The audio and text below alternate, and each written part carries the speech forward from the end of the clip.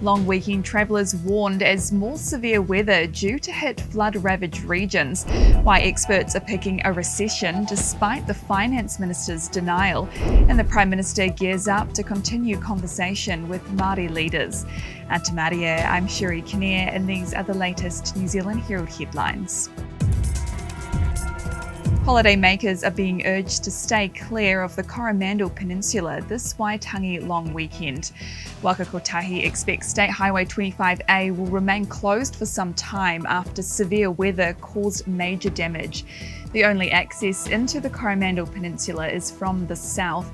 Mayor Len Salt says people should avoid visiting unless the weather clears and they've checked the roads are safe. It is heartbreaking for our local businesses who have had 2 years of COVID and had just gotten started in the Christmas and New Year. Then we've had these weather systems. State Highway 23 to Raglan and State Highway 1 from the Bryn Derwins to Waipu are also likely to remain closed this weekend. Motorists are being urged to drive carefully in Auckland too, where more than 30 roads are damaged. Meanwhile, the super city faces the possibility of more rain this morning, which could bring even more flooding and trigger further landslides.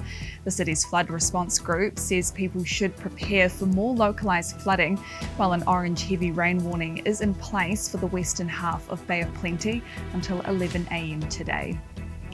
Thousands of people across the Upper North Island have been jolted awake by an early morning quake.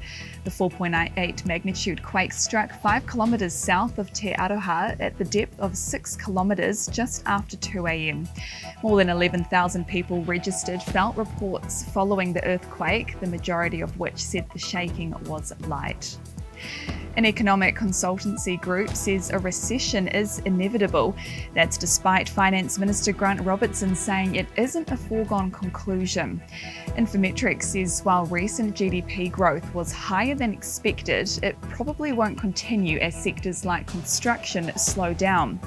Chief forecaster Gareth Kiernan says it will also lead to job losses. Data we've had this week showed the unemployment rate edging up to 3.4%. We are expecting it to be pushing up around about 4.3% by the end of this year and then moving towards 5%. A coroner has ruled there's no suspicious circumstances surrounding the death of a Christchurch toddler found in a running washing machine. The little girl died at a Hoonhay property on February 20 last year. The death was referred to Coroner Alexander Ho, who says it's the first incident of its kind in New Zealand. The coroner has made a number of suppressions to protect the child's family. And the Prime Minister's looking forward to continuing the conversation with Māori leaders over hot-button issues like Three Waters and climate change. Chris Hipkins will today front the Iwi Chairs Forum in Waitangi just over a week since he officially started in the top job. He says this will be a good chance for everyone to get to know each other a bit better. And those are the latest New Zealand Herald headlines. For more stories and to stay up to date, head to nzherald.co.nz. Kia pai te rā. Thanks for checking out our YouTube channel. To stay up to date with all the latest news from the New Zealand Herald, click the subscribe button below or check out one of the videos here, and head over to nzherald.co.nz for more details on these stories and more.